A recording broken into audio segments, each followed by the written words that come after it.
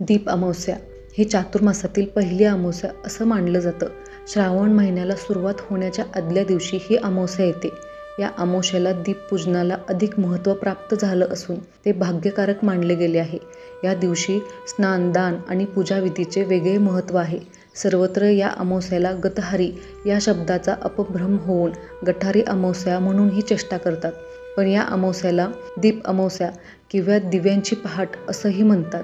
या दिवशी घरातील सर्व दिवे धुवून पुसून लावले जातात आणि नंतर पूजा केली जाते. या पूजेत काही ठिकाणी कणकेचा दिवा लावतात.